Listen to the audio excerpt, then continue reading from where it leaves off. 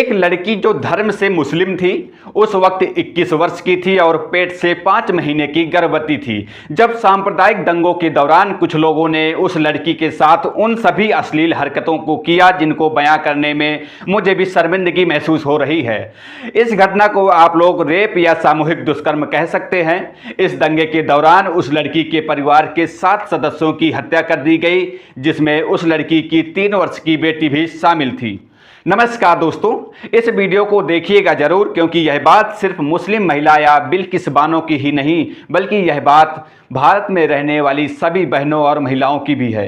यह बात बड़ी गहनता से सोचने और चिंतन मनन करने की भी है। जहां एक तरफ भव्य राम मंदिर का निर्माण किया जा रहा था, तो वहीं दूसरी तरफ गुजरात की बीजेपी सरकार उन रेपिस्टों और बलात्कारियों को दोष मुक्त कराने में लगी थी जिन्होंने ऐसी जघन्य घटना को अंजाम दिया था।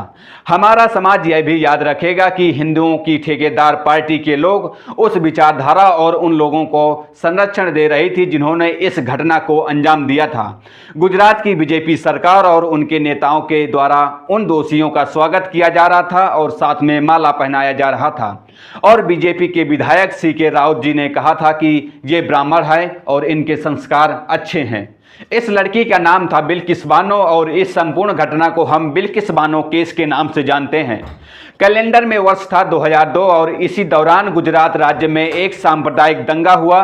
तभी बिल्किस बानो के साथ नरसंग गैंगरेप तो हुआ ही, साथ में उसके परिवार के 7 लोगों की उसकी आंखों के सामने ही हत्या कर दी गई। दरअसल 27 फरवरी 2002 को कार सैंकों से भरी साबरमती एक्सप्रेस के कुछ डिब्बों में गोधरा के पास आग लगा दी गई थी। इसमें 59 लोगों की मौत हो गई थी। फिर इसकी प्रतिक्रिया स्वरूप गुजरात में दंगे भड़क उठे। दंगाइयों से बचने के लिए बिल्किस बानो 3.5 साल की बेटी सालेहा और 15 लोगों के साथ गांव से भाग गई। इसी दौरान बिल्किस बानो 5 महीने की गर्भवती भी थी। 3 मार्च 2002 को बिल्किस बानो का परिवार छप्परवाड़ गांव पहुंचा। वहां वो खेतों में छिप गए थे, लेकिन उन्हें खोज लिया गया था। दायर चार्जशीट के मुताबिक करीब 30 लोगों ने लाठियों और जंजीर से बिल्किस बानो और उसके परिवार पर हमला किया।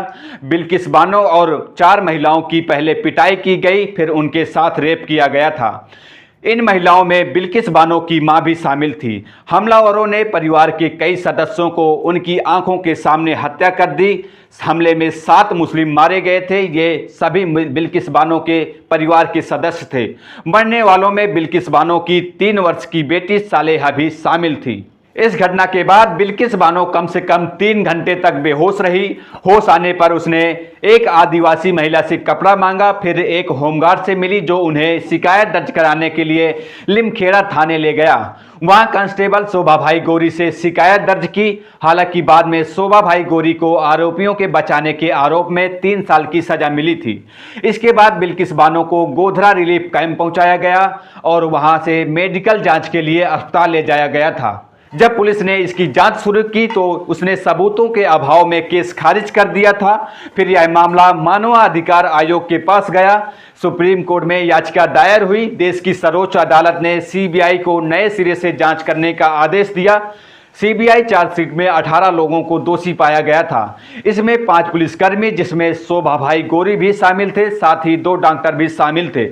पुलिस और डॉक्टरों पर सबूतों से छेड़छाड़ का आरोप लगा था। बिल्किस बानो को कोर्ट में सुनवाई और CBI जांच के दौरान बार बार जान से मारने की धमकियां मिली थी।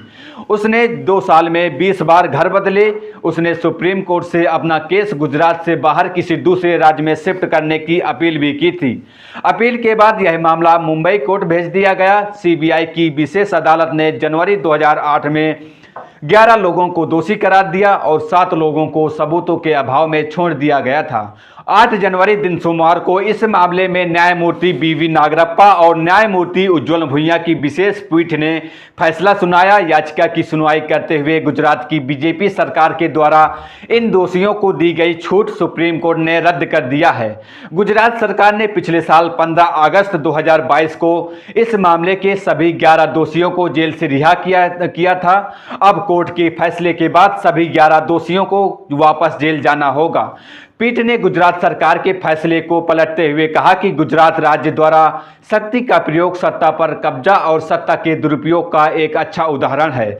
सुप्रीम कोर्ट ने अधिकारियों से कहा कि सभी 11 दोषियों को 2 सप्ताह के भीतर जेल के अंदर करें और रिपोर्ट भी पेश करें।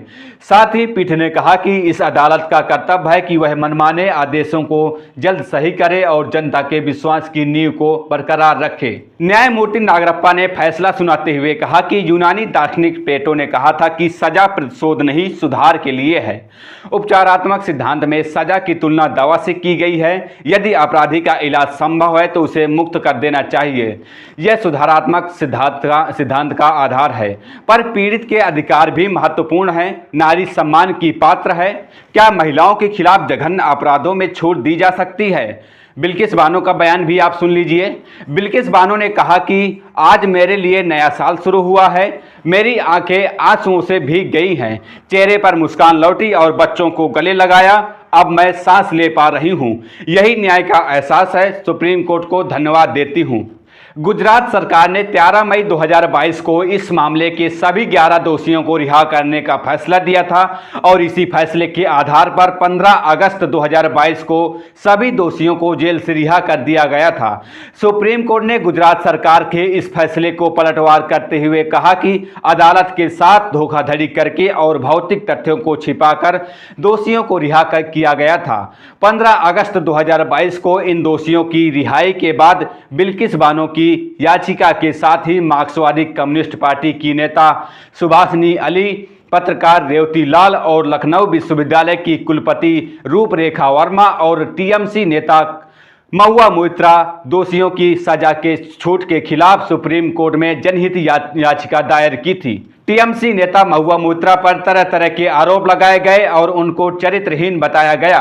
साथ ही कुछ समय पहले अडानी समूह पर संसद में रिश्वत लेकर सवाल पूछे जाने के आरोप में उन्हें संसद से निलंबित कर दिया गया था।